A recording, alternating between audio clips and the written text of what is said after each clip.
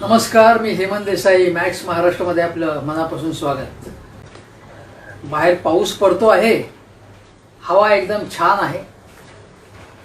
मुंबईसारख्या शहरामधनं करोनाचं संकट थोडं कमी होत चाललेलं आहे. पण सध्या दोनच विषय हे चर्चेचे आहेत.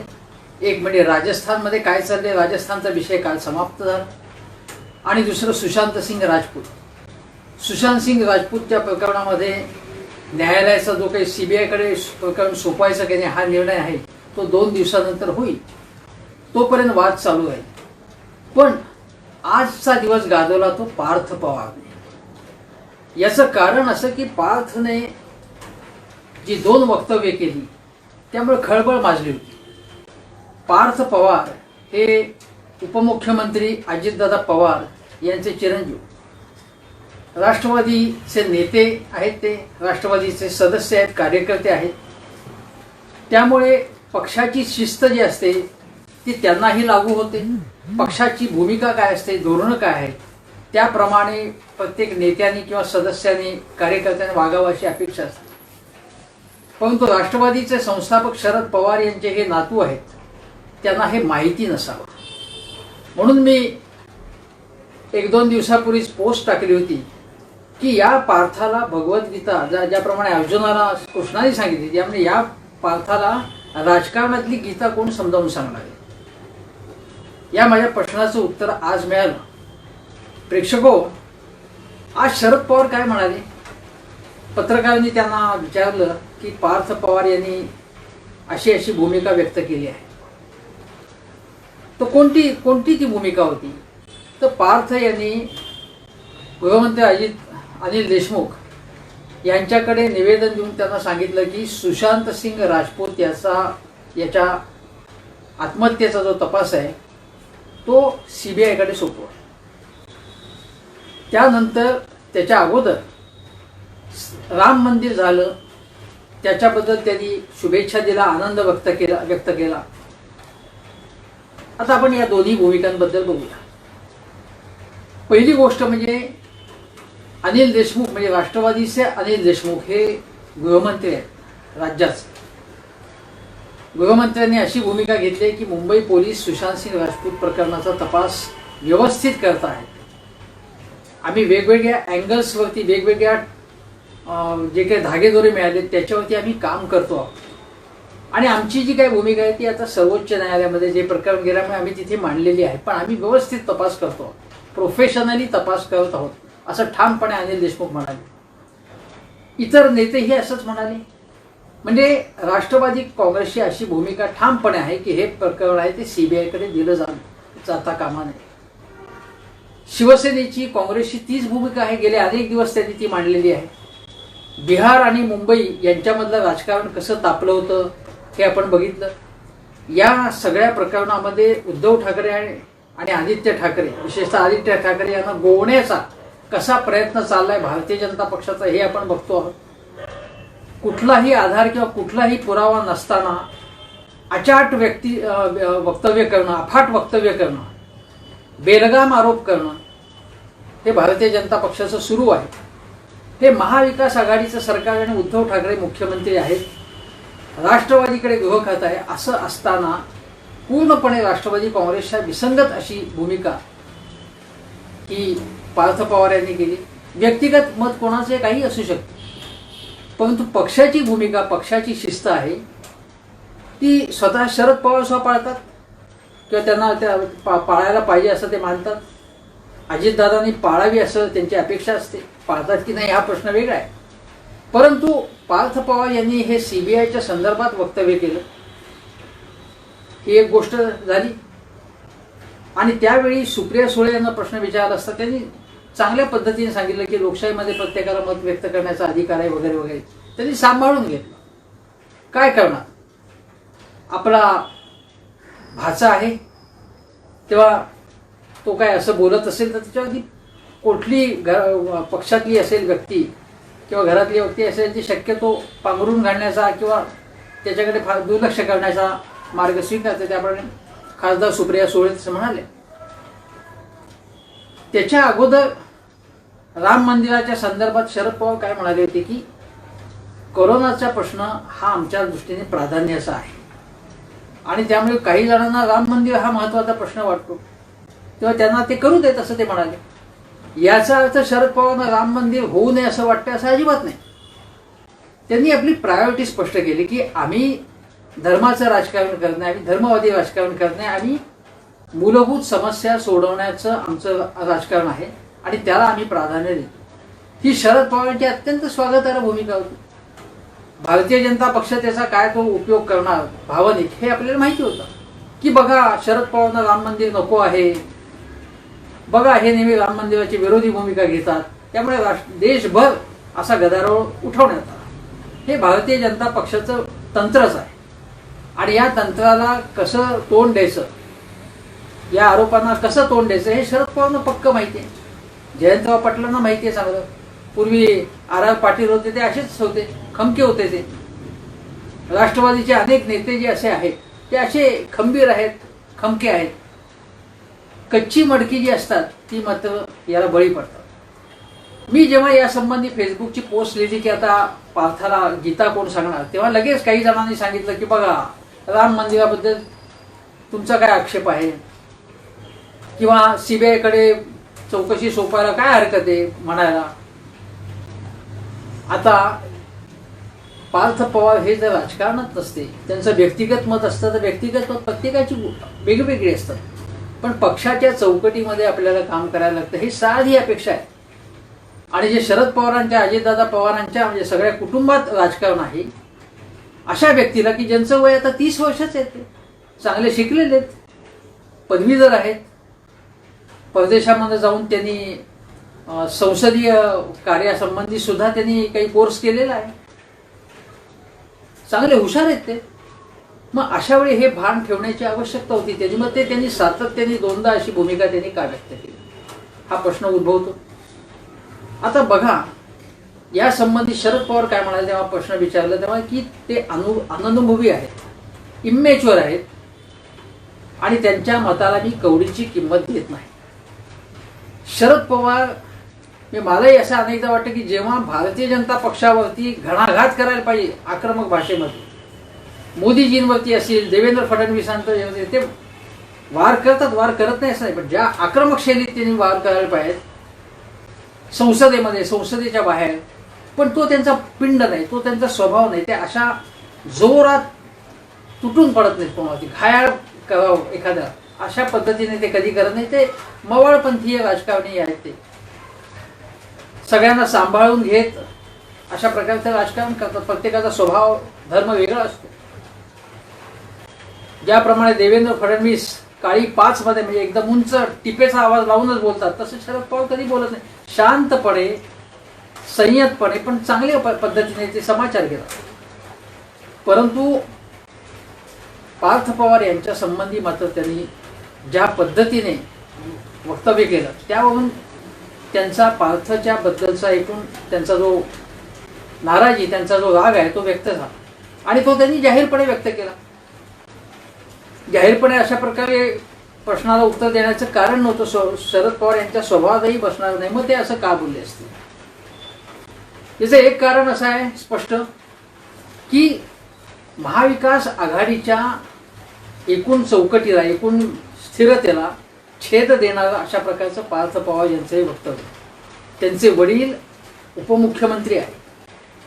या सगळ्या प्रकरणामध्ये आदित्य ठाकरे यांचं नाव यांना गोवण्याचं पद्धतशीर प्रयत्न भाजपचा चालला असताना त्याला छेद देणारी भूमिका जर पार्थ पवार घेत असतील तर याच्यामुळे आपला मित्रपक्ष म्हणजे विशेषतः शिवसेनेची नाराजी ओढवली जाऊ शकते।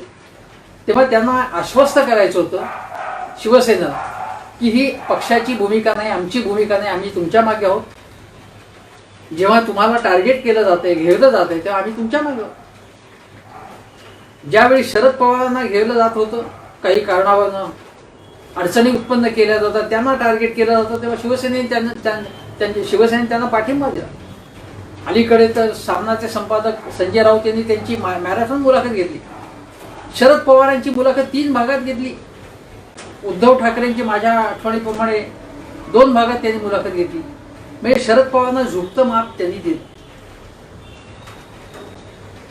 उद्धव ठाकरे वेगवेगळ्या प्रश्नामध्ये लॉकडाऊनच्या काळामध्ये आणि एकूण अर्थव्यवस्थेचा गाडा सुरळीत कसा करावा या संदर्भात शरद पवार यांचा वारंवार सल्ला घेत होते, त्यांची भेट घेत होते. एवढंच नव्हे तर असा आरोप झाला की बाबा उद्धव ठाकरे यांचा रिमोट कंट्रोल शरद पवारांच्या हातात आहेत का. शरद पवारांना सुद्धा हा प्रश्न जाहीरपणे विचारण्यात आला. मुख्यमंत्र्याचं स्थान थोडं कमी आहे असं सूचित करणारी ही टीका होती. ही सुद्धा उद्धव ठाकरे यांनी किंवा शिवसेनेने सहन केली आणि राष्ट्रवादीला किंवा शरद पवारांना आदराचं स्थान दिलं. शरद पवार यांनी सुद्धा त्यांच्या मुलाखतीमध्ये जेव्हा असा प्रश्न विचारला की तुम्ही रिमोट कंट्रोल आहात का, तेव्हा नाही म्हणाले ते. जेव्हा मला काही वाटतं त्या प्रश्नावरती मी उद्धव ठाकरे यांना सांगतो, काही सूचना करतो. पण उद्धव ठाकरे हेच चांगलं काम करतायत, मी मार्गदर्शक वगैरे काही नाही, मी काही सूचना करतो असं शरद पवार म्हणाले. म्हणजे त्या दोघांमधले इक्वेशन अतिशय चांगलं आहे. हे समीकरण बिघडवण्याचा प्रयत्न कोण करत असेल तर तो पार्थ पवार यांच्या या वक्तव्यामुळे होतो. त्यामुळे पार्थ पवार यांचा पहिला समाचार जो आहे तो नवाब मलिक यांनी घेतला. त्यांनी सांगितलं की त्यांना फारसा अनुभव नाही आहे, तरुण आहेत ते, त्यामुळे ते बोलले असतील असं करून त्यांनी अप्रत्यक्षपणे त्यांना टोलाही लगवला. पण तो टोला लगवल्यानंतर भीम टोला जो आहे म्हणजे अक्षरशः कान पिळणं जे म्हणतात ते आज शरद पवारांनी केलं आणि ही अतिशय चांगली गोष्ट त्यांनी केलेली आहे. याच्यामुळे पार्थ पवार यांना आता चांगला धडा मिळेल. पार्थ पवार यांनी याच्यानंतर कुठलीही प्रतिक्रिया देण्याचं नाकारलं. परंतु आज अजितदादा पवार आणि जयंतराव पाटील जे प्रदेशाध्यक्ष आहेत राष्ट्रवादीचे मंत्री आहेत, ज्येष्ठ मंत्री आहेत, राष्ट्रवादीचा एक आधारस्तंभ आहे जयंत पाटील म्हणजे, आज ना उद्या मुख्यमंत्री होण्याच्या पात्रतेचे ते आहेत. ते यापूर्वीच व्हायला पाहिजे होते. ते अर्थ खातं महाराष्ट्राचं अत्यंत चांगल्या पद्धतीने त्यांनी सांभाळलं, वित्तीय शिस्त आणली, उदारीकरण कशा प्रकारचं करावं हे त्यांनी दाखवून दिलं, ग्रामीण विकास खातं हे सुद्धा अतिशय चांगल्या पद्धतीने सांभाळलं, वेगवेगळी खाती त्यांनी चांगल्या पद्धतीने सांभाळली. मुंबईचे पालकमंत्री म्हणून सुद्धा त्यांनी काम केलं. सांगली जिल्ह्याचा त्यांनी विकास केला, सहकारी साखर कारखानदारीमध्ये त्यांनी बरंच काम केले, चांगलं काम केले. राजाराम बापू पाटील यांचे ते सुपुत्र आहेत आणि हे राजाराम बापू पाटील हे पुलोगामध्ये सुद्धा होते. शरद पवार त्यांच्याबद्दल आग्रही होते. ही सगळी पार्श्वभूमी लक्षात घ्या. आज जयंतरावांना विचारण्यात आलं की पार्थ पवार यांच्याबद्दल शरद पवार यांनी जे वक्तव्य केलं त्याच्यामुळे काही तणाव निर्माण झाला का, तर त्यांनी काही सांगितलं नाही, असं काही म्हणाले नाही. ते असं म्हणाले उलट की या सगळ्यामुळे भारतीय जनता पक्षाला उकळ्या फुटल्या असतील, पण त्यांनी काही काळजी करू नये, सरकार व्यवस्थित चाललेलं आहे, राष्ट्रवादी काँग्रेसमध्ये सगळं व्यवस्थित चाललेलं आहे. आणि अशा गोष्टी जेव्हा होतात तेव्हा वडीलधारी माणसं म्हणून, वडीलधारी व्यक्ती म्हणून शरद पवार आम्हा सगळ्यांना सूचना देतात, सल्ला देतात, मार्गदर्शन करतात. त्यामुळे भारतीय जनता पक्षाने लगेच नाचण्याचं कारण नाही. याबद्दल लगेच भारतीय जनता पक्षाच्या लोकांनी प्रतिक्रिया देणं सुरू केलं. एक आपण लक्षात घ्यायचे, आज एका भारतीय जनता पक्षाचे एक प्रवक्ते म्हणाले की आम्ही कुठल्याही कुटुंबामध्ये भांडणं व्हावीत असा आमचा काही विचार नसतो, हे आम्हाला नको आहे असं ते म्हणाले असले तरी अशा प्रकारचं पवार कुटुंबाच्या ऐक्याबाबत किंवा पवार कुटुंब एकसंध नाही त्याच्यात ते दुभंगलेलं आहे, अशा प्रकारचं वक्तव्य भारतीय जनता पक्षाच्या काही नेत्यांनी यापूर्वी केलेलं आहे. आता यामध्ये फक्त पार्थ पवार आणि शरद पवार हा प्रश्न नाहीये. शरद पवारांचा हा जो राग आहे एक प्रकारचा, किंवा हे जी कान उघाडणी त्यांनी केलेली आहे ती एक प्रकारे अजितदादा पवार यांनाच तो संदेश आहे असं माझं स्पष्ट मत आहे आणि तो देण्याची आवश्यकता होती. मी तुम्हाला एक गोष्ट सांगतो की हे सरकार स्थापन झाल्याच्या अगोदरच आपल्याला माहिती आहे की उपमुख्यमंत्री अजितदादा पवार यांनी भारतीय जनता पक्षाबरोबर सरकार स्थापन केलं. रात्रीच्या अंधारामध्ये दगाबाजी करून लोकांशी राष्ट्रवादी काँग्रेसची दगाबाजी करून केलेलं होतं आणि त्यावेळी शरद पवारांनी वेगळी भूमिका घेतली आणि नंतर अजितदादा दगाबाजी करून जे आपल्याबरोबर काही आमदार घेऊन गेले होते शपथविधीच्या वेळी त्यांना सुद्धा प्रथम त्यांनी परत आणलं आणि नंतर अजितदादा पवार यांचंही मन वळून त्यांना पुन्हा आपल्या पक्षात पुन्हा आपल्या घरामध्ये आणलं, म्हणजे राष्ट्रवादीच्या घरामध्ये आणलं आणि भाजपच्या कळपातनं बाहेर आणलं. त्यानंतर अजितदादा पवार यांनी आपण हे का केलं, आपली ही चूक झाली यासंबंधी सविस्तर मुलाखत कुठेही दिली नाही. त्यांनी एवढंच सांगितलं होतं की हे सगळं मी सांगून सवरून केलेलं होतं. मी शरद पवारांना याची कल्पना होती. अगोदरच्या माझ्या काही व्हिडिओमध्ये याबद्दल मी चर्चा केली आहे. आणि शरद पवारांना याची बिलकुलच कल्पना नव्हती असं नाही. देवेंद्र फडणवीस त्यानंतर म्हणाले की शरद पवारांबद्दल की केवळ अजितदादांना नाही, राष्ट्रवादीच्या सर्वोच्च नेत्यांनाही याची, म्हणजे शरद पवारांना या सगळ्या प्रकरणाची, म्हणजे राष्ट्रवादी आणि भारतीय जनता पक्षाने एकत्र येऊन सरकार स्थापन करावं याची कल्पना होती असं देवेंद्र फडणवीस म्हणाले. त्यानंतर शरद पवार म्हणाले की एका मुलाखतीत त्यानंतर त्यांनी सांगितलं की असा प्रस्ताव होता, परंतु मी मोदीजींची भेट घेऊन त्यांना आधीच सांगितलं होतं की थँक्यू, पण आपले विचार वेगळे आहेत. जेव्हा संकट काळ असेल देशासमोरचा तेव्हा आम्ही तुमच्याबरोबर आहोत. आम्ही तुम्हाला तुमच्या काही भूमिकांना समर्थन देऊ शकतो, पण तुमच्या बरोबर राजकारणामध्ये आम्ही एकत्र येणार असं मी स्पष्टपणे सांगितलं. तेव्हा हे स्पष्ट केल्यानंतर हे केव्हा झालं होतं, गेल्या नोव्हेंबरच्या अगोदर, जेव्हा शरद पवारांनी मोदीजींची भेट घेतली होती, महाराष्ट्राला शेतकऱ्यांना काही मदत हवी होती म्हणून त्यावेळी. आणि अजितदादा पवारांनी जेव्हा अचानकपणे बंड करून सरकार स्थापन केलं तेव्हा शरद पवारांनी असं सांगितलं होतं की तेव्हा त्या क्षणी मला याची कल्पना होती की त्यांनी अगोदर स्पष्ट केलं होतं की मला तुमच्याबरोबर जायचं नाही.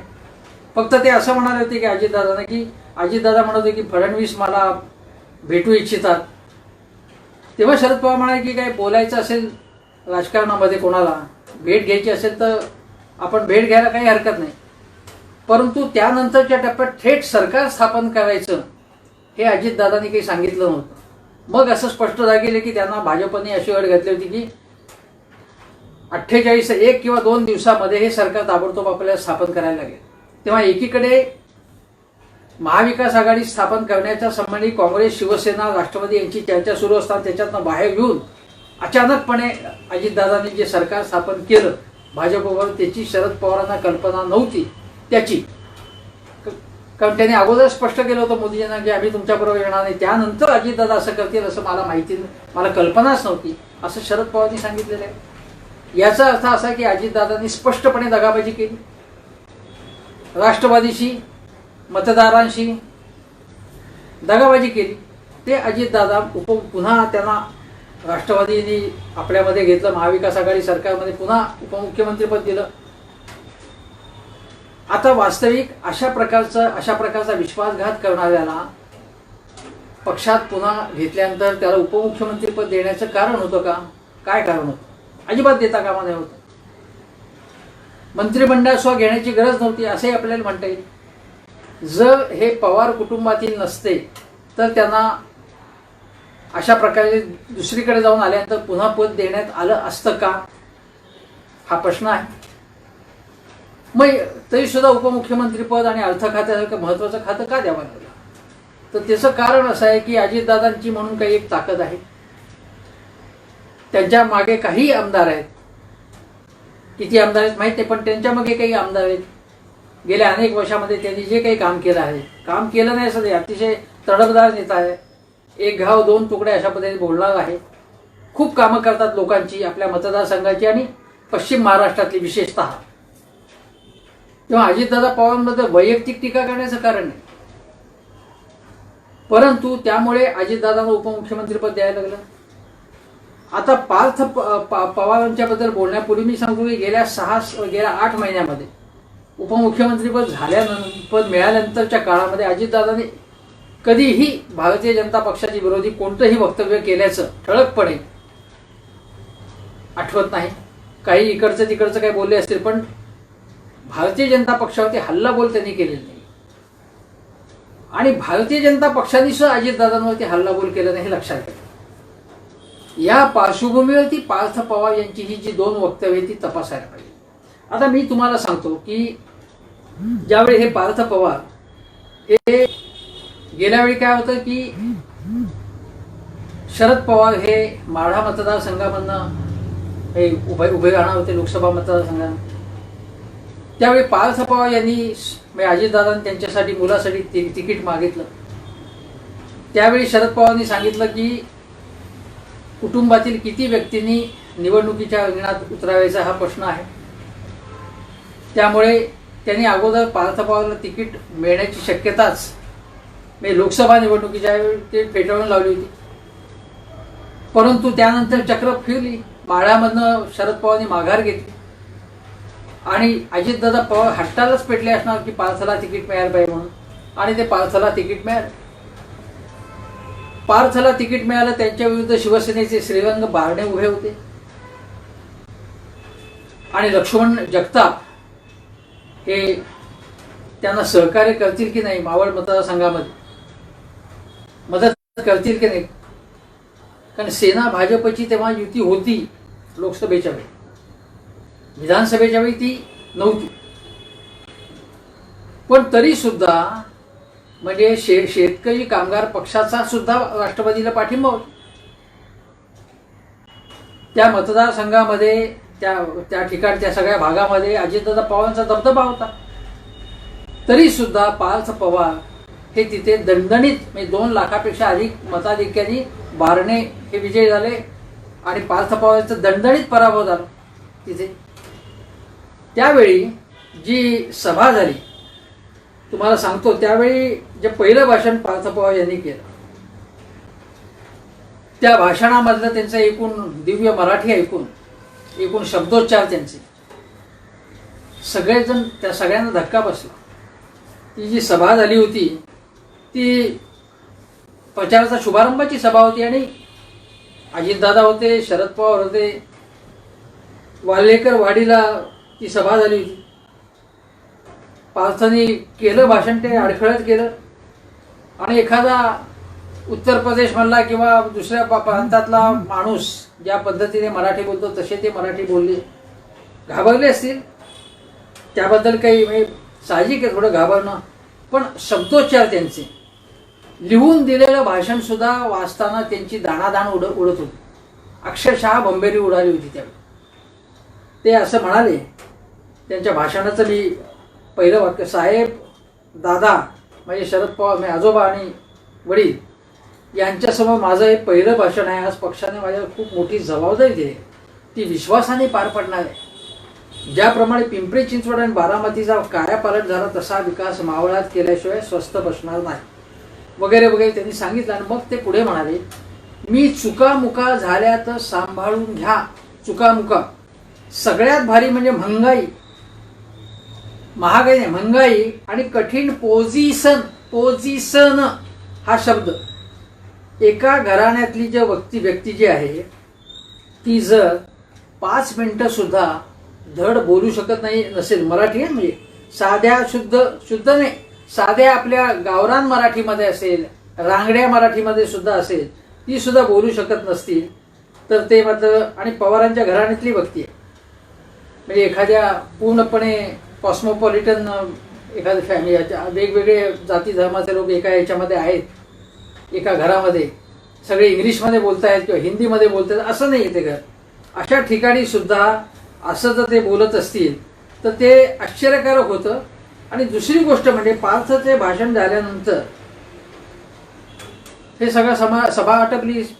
पुढे पवार साहेब जेव्हा बारामतीला गेले तेव्हा त्यांना विचारलं की तुम्हाला हे कसं काय वाटतं पार्थचं भाषण वगैरे. तेव्हा सोशल मीडियावरनं बरंच ते टिंगल झाली त्यांची.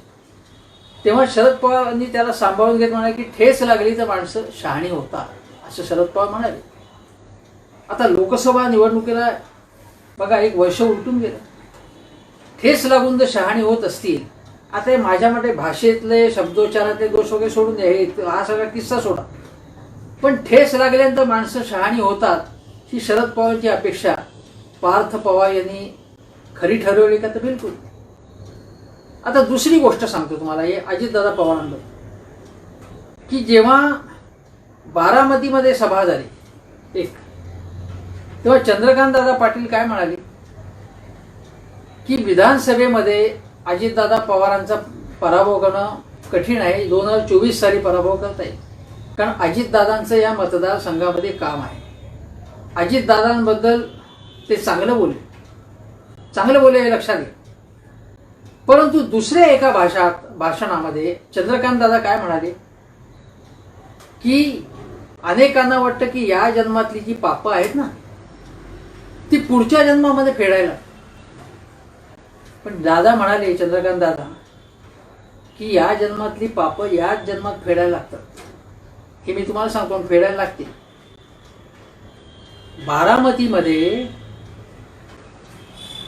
बारामतीमध्ये तुम्ही सुप्रिया सुळेंना काय तिकीट दिलं, ते असं म्हणाले पार्थला बारामतीमधनं का उभे केलं, पार्थ हा नवा आहे, सुप्रिया सुळे अनुभवी आहेत. तेव्हा त्यांनी एका नव्या अनोख्या माणसाला जर निवडून आणायचं असतं तर तुम्ही बारामतीमधनं निवडून आणायला पाहिजे होतं, कारण बारामती हा अगदी तुमचा पक्का मतदारसंघ आहे. मी आता हे वक्तव्य काय बघा, सुप्रिया सुळे हे आणि याच्यामध्ये लावून देण्याचा प्रयत्न त्यांनी केला, पद्धतशीरपणे घराण्यामध्येच लावून देण्याचा प्रयत्न त्यांनी केला. अजितदादांबद्दल ते चांगलं बोलले, सुप्रिया सुळेंबद्दल याच्या पलीकडे की तुम्ही अनुभव आहे त्याच्या पलीकडे त्यांनी कुठलाही म्हणजे त्यांच्या बाजूचा कुठलाही उद्गार काढला नाही, वक्तव्य केलं नाही दादांनी. आणि ते पुढे असं म्हणाले की बारामतीमध्ये कोणकोणती पापं झालेली आहेत, अनेकांना या बारामतीच्या म्हणजे शरद पवारांनी अनेकांना म्हणजे आनंदराव थोपट्यांपासून त्यांनी अनेक नावं घेतली, अनेकांना म्हणजे शरद पवारांनी कुठे कुठे कोणाला म्हणजे तिकडे विजयसिंह मोहिते पाटील यांना, इथे थोपटे यांना, अनंतराव थोपटे यांचा संग्राम थोपटे, या सगळ्यांना कशा प्रकारे वागवलेलं आहे त्यांनी वगैरे वगैरे त्यांनी बरीच उदाहरणं देऊन सांगितलं की यांनी आपल्या बरोबरच्या लोकांना सुद्धा चांगल्या प्रकारे वागवलं नाही, त्यांच्यावरती अन्याय केला, त्यांची उपेक्षा केली. दुसरी गोष्ट म्हणजे भ्रष्टाचार केला असा आरोप केला त्यांनी. म्हणजे या बारामतीमध्ये पवार कुटुंबाने, विशेषतः शरद पवार ते त्यांना म्हणायचं होतं की अजितदादांचं नाव ते या बाबतीत घेतलं नाही. भ्रष्टाचार, गैरव्यवहार, अनेक गोष्टी त्यांनी सांगितल्या आणि शरद पवारांवरती हल्लाबोल करायचे, तळ ठोकून बसलेले होते ते. पण सुप्रिया सुळे 1 लाखाच्या पेक्षा जास्त मताधिक्याने निवडून आले, कारण लोकसभेमध्ये त्यांचं काम चांगलं आहे, आपल्या मतदारसंघामध्ये चांगलं काम आहे, त्याच्याबद्दल दादा चांगलं बोलणं शक्यच नव्हतं. शरद पवारांना त्यांनी टार्गेटवरती आणलेलं आहे, सुप्रियाताईंना टार्गेटवरती आणले, पण अजितदादांबद्दल ते चांगलं बोलले. आणि पार्थ पवार बद्दल यांना भारतीय जनता पक्षाच्या लोकांना खूप उमाळा आला एकदम आता की पार्थ बोलला त्यात चूक काय. नंतर नारायणराव राणे यांचे चिरंजीव नितेश राणे तर असं म्हणाले की मित्रा, तू लंबी रेस का घोडा आहेस, काही काळजी करू नकोस. बघा यांचे मित्र म्हणजे नितेश राणे, ज्या नितेश राणे आणि राणे कुटुंब दोन्ही मुलांवरती, विशेषतः नितेश राणेच्या अलीकडे कोकणामध्ये ज्या एका अभियंत्याला त्याची जाहीरपणे मारहाण झाली, चिखल किंवा डांबर त्याच्या अंगावरती टाकण्यात आलं, त्यांना बांधण्यात आलं, जेव्हा महाराष्ट्रामध्ये फडणवीस सरकार होतं.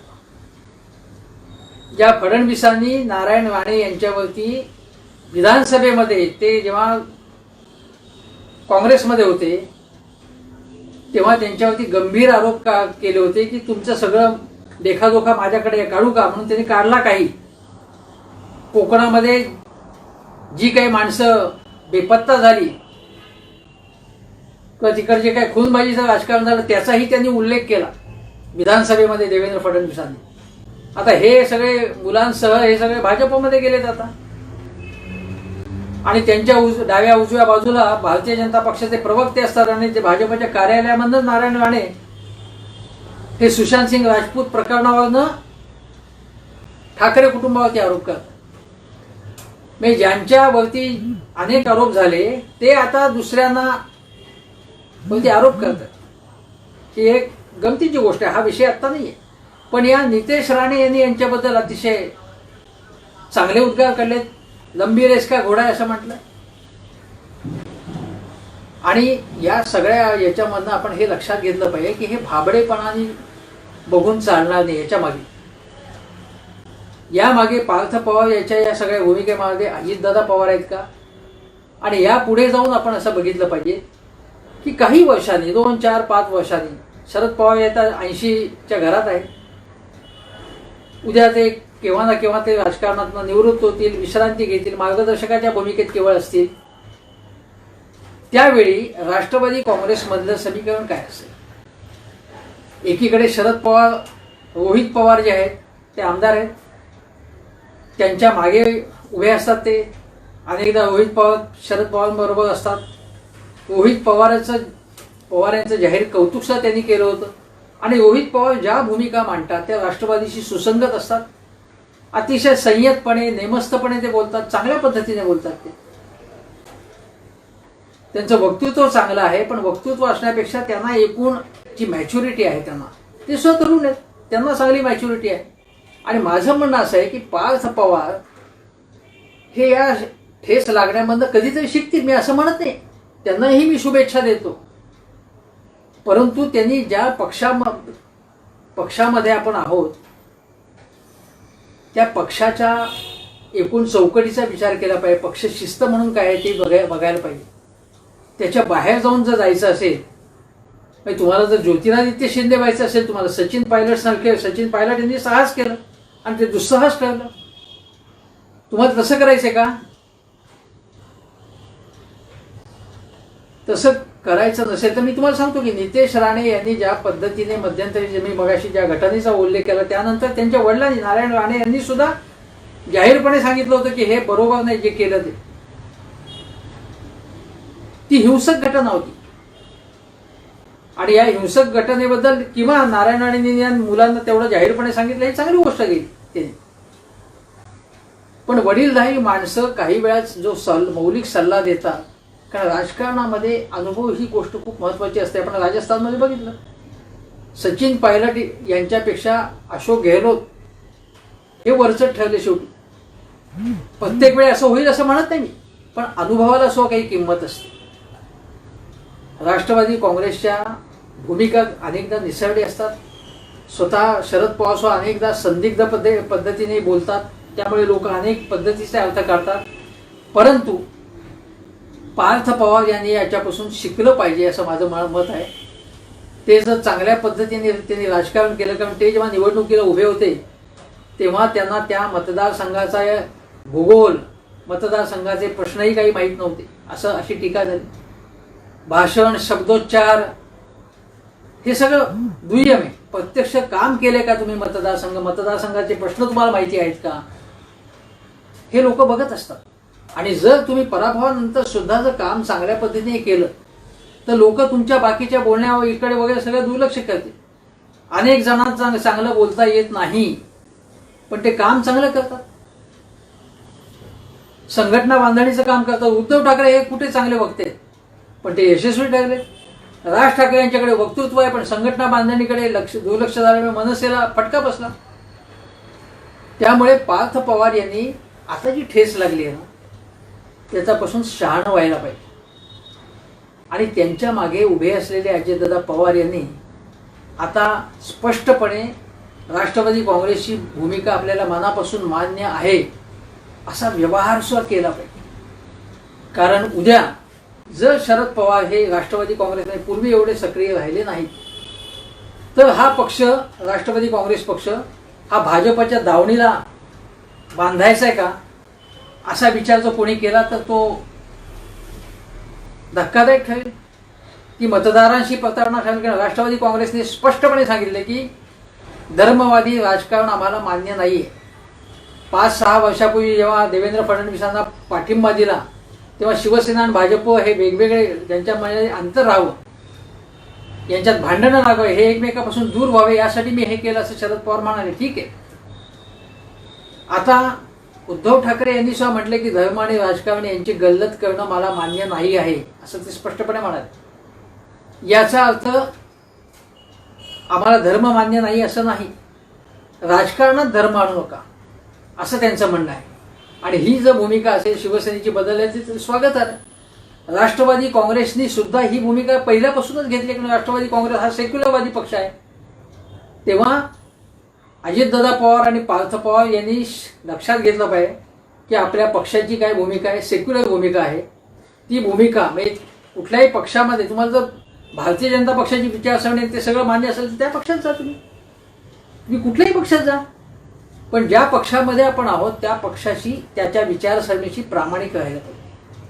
हा जर प्रामाणिकपणा आपला असला असेल तर पार्थ पवार तुम्हाला जी ठेस लागलेली आहे त्यामुळे तुम्ही सतत काही ठेचकाळत राहाल असं नाही. तुम्ही शहाणे शहाणे झालात, तुम्ही शहाण्यासारखं वागलात, काम चांगलं केलं, तुम्ही पक्षाशी सुसंगत ध्येय धोरणाशी सुसंगत व्यवहार केला तर लोक तुमच्या मागे उद्या उभे राहतील. तुमच्यासारखे तरुण लोक जे आहेत ते राष्ट्रवादी काँग्रेस किंवा कुठल्याही पक्षाचे आधारस्तंभच होऊ शकतात, कारण तरुणच हे भविष्य घडवतात. तर रोहित पवार असतील, सुप्रियाताई असतील किंवा विशेषतः पार्थ पवार असतील, या घराण्यातले नाही, एकूणच राष्ट्रवादी काँग्रेसमध्ये अनेक चांगले तरुण आहेत. इतर अनेक पक्षांमध्ये असे भारतीय जनता पक्षामध्ये सुद्धा खूप चांगले तरुण आहेत. तसेच राष्ट्रवादी काँग्रेस पक्षामध्ये सुद्धा तरुणांची फौज, राष्ट्रवादी काँग्रेसची जी काही युवक काँग्रेस असेल किंवा अन्य काही संघटना असतील त्या बळकट केल्या तर राष्ट्रवादी काँग्रेस सुद्धा उद्या जोमदार बनू शकेल. पण ही संदिग्धता, हा संशय अजितदादा पवार आणि पार्थ पवार तुम्हा दोघांबद्दल आहे, तो संशय तुम्ही एकदाचा संशय कल्लोळ मिटवला पाहिजे, नाहीतर त्याची किंमत तुम्हाला आणि तुमच्या पक्षाला द्यावी लागेल. पार्थ पवार यांना ही जी गीता आहे ती एक प्रकारे शरद पवार यांनी आज सांगितलेली आहे. तो जो हितोपदेश त्यांना केलेला आहे त्यापासून ते शहाणे होतील अशी अपेक्षा आहे. अन्यथा असंच जर चालू राहिलं तर पार्थ याला काय अर्थ असा प्रश्न विचारावा लागेल. आता मी इथेच थांबतो. नमस्कार.